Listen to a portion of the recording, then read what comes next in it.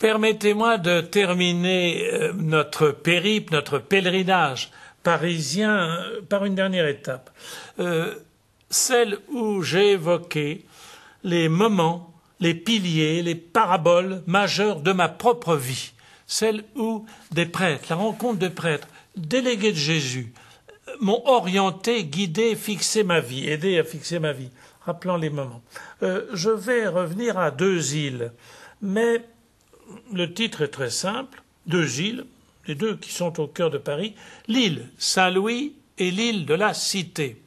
C'est des moments, des espaces de Paris merveilleux. Non seulement il y a parmi les meilleurs glaciers ou boulangers ou libraires de Paris, mais aussi je me souviens de 2 personnages qui habitaient là, Michel Morgan et puis Théodore Monod. Théodore Monod était devenu un ami et il m'invitait chez lui. Oh, il y avait des piles de livres, des piles d'objets qu'il avait rapportés d'un peu partout, des cailloux, mais il y avait une vraie amitié. Donc, je m'arrête à ce titre, l'île Saint-Louis et l'île de la Cité.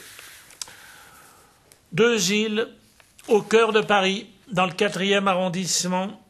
J'ai évoqué le début de ma vie avec le quartier de la Bastille, qui est juste à côté de ces îles, puisque j'ai appris à lire dans l'île Saint-Louis. Et j'étais au catéchisme dans l'île de la Cité. Et je ne savais pas que 40 ans plus tard me seraient confiées les conférences de Notre-Dame de Paris. À ce sujet, j'ai toujours ri de l'exclamation qu'a faite un de mes frères dominicains, nous aimions bien, il avait été mon père sous-maître au couvent d'études, et nous passions pas très loin sur le pont de l'île Sainte-Geneviève, enfin, où il y a la statue de Sainte-Geneviève, et nous regardions Notre-Dame, et en souriant, en riant, il me donne un petit coup de coude et il me dit « Regarde, ton petit oratoire !» C'était le moment où j'étais chargé des conférences de Notre-Dame de Paris.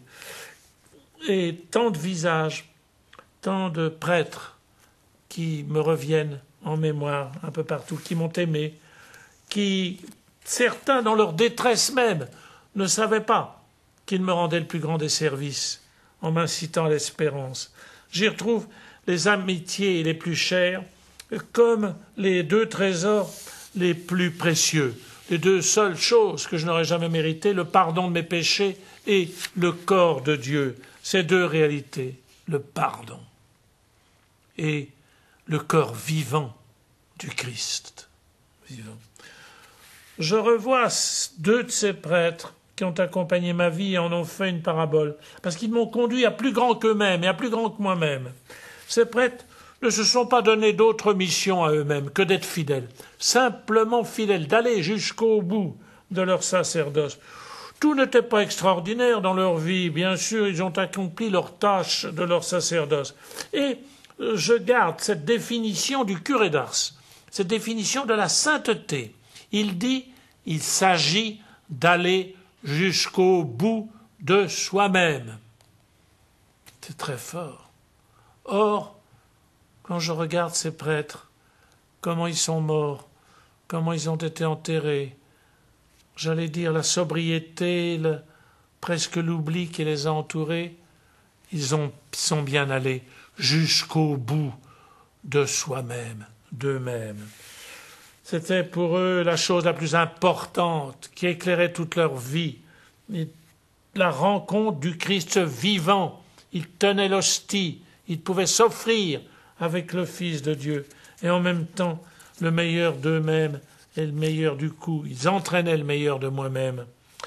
Je sais tous les motifs que l'on peut avoir dans nos jugements sur l'Église pour être désabusée, pour faire croire qu'elle est passée, qu'elle est devenue une minorité, etc., etc. Citez-moi donc une institution qui tient depuis 2000 ans, avec des saints, avec le courage de reconnaître ses défauts, ses limites, ses péchés. L'Église, notre mère. Quand on trace une un visage de l'Église d'hier comme poussiéreux ou accusatoire ou etc. Mais c'est pas cela. C'était ces hommes qui, dans le secret, dans l'humilité, faisaient leur tâche, allaient jusqu'au bout d'eux-mêmes.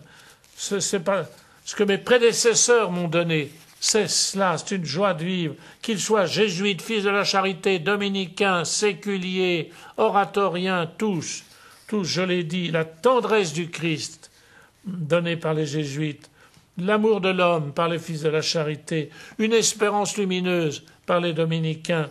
Au Japon, je me souviens, j'ai été frappé au nord du Japon par la manière bouleversante de la vie de missionnaires dominicains, compagnons avec qui je passais une semaine, d'avoir à vivre dans une langue. Ils me racontaient que quand ils étaient arrivés il y a 40 ans, même plus, parce qu'à ce moment-là, aujourd'hui, ça ferait plus de 60 ans, ils étaient avant-guerre, ils ont été en camp de concentration, mis en camp de concentration, c'était des Canadiens, par les Japonais. Et comment on leur donnait que 6 mois pour apprendre le japonais, alors qu'il faut au moins 2 ans, sinon 4 ans. Et combien c'était leur pauvreté. Ils vivaient dans une pauvreté très réelle, avec des poêles à mazout quelquefois qui en fumaient, etc. Mais leur pauvreté, c'était de ne pas avoir eu le temps de vraiment bien, totalement apprendre le japonais, et donc de ne pas pouvoir toujours penser en japonais. C'était comme le dénuement de leurs idées, de leur esprit. Ils étaient obligés de faire attention, et même ceux qui savaient parfaitement le japonais, répétaient devant un japonais la simple lecture des lectures de la messe, parce qu'ils risquaient de dire, dans la prononciation, dans la modalité de la prononciation, il y en a un qui me racontait, oh là là là, il n'avait pas pris cette précaution, une fois pendant un sermon, il avait tout le long du sermon parlé, c'était sur l'amour de la charité, l'amour du prochain. Or le mot prochain est exactement le même que celui de carotte, selon qu'il est prononcé. Et alors, il avait bien pressenti que dans la foule, il y avait eu de temps en temps un petit sourire. Il avait parlé pendant tout le sermon, pendant son quart d'heure de sermon, de l'amour des carottes, parce qu'il avait mal prononcé au lieu de parler de l'amour du prochain. Et j'imaginais quelle pauvreté cela supposait d'acceptation intérieure et de sourire. En France, la même chose. Dans le petit village où nous allions en vacances, où mon grand-père habitait, à Chablis, il faisait du très bon vin. Mais il ne mettait pas les pieds à l'église. Il y allait seulement 2 fois par an, le jour de Pâques et à Noël. Et il y avait pour 2000 habitants, à Chablis, capitale mondiale ou européenne au moins du vin blanc, il y avait un homme à la messe sur 2000 habitants. Un homme avec lequel le curé pouvait éventuellement échanger, être heureux. Mais j'ai mis des années à découvrir ce que cela voulait dire que de désappropriation de soi, de rester heureux dans la solitude, que ce soit celle de Chablis ou celle de Zandai, de Fukushima, dans le nord du Japon. Un seul homme avec qui il pouvait parler, au Hokkaido. Ils étaient seuls. Vous avez songé quelquefois à la parabole que ça voulait dire? L'imitation de la solitude du Christ. Alors que toute la Trinité sainte qui habite le Christ le pousse à vouloir nous communiquer un amour. Et nous sommes sourds. Alors aujourd'hui, je peux dire que oui, les pères Doncoeur, les pères d'Ambrières, les pères Guervenoux, ces pères jésuites, les pères de Balincourt, l'abbé Godet, l'abbé Chalamel, l'abbé Leroux, la vie de tous ceux qui m'ont précédé, à qui je dois tout, est pour moi la plus extraordinaire parabole que j'ai eue sur terre. Chacun a été pour moi une rencontre, une parabole vivante de Jésus. C'est celle du dépassement de soi dans la pauvreté pour nous transmettre quelque chose d'irremplaçable, un peu du visage du Christ.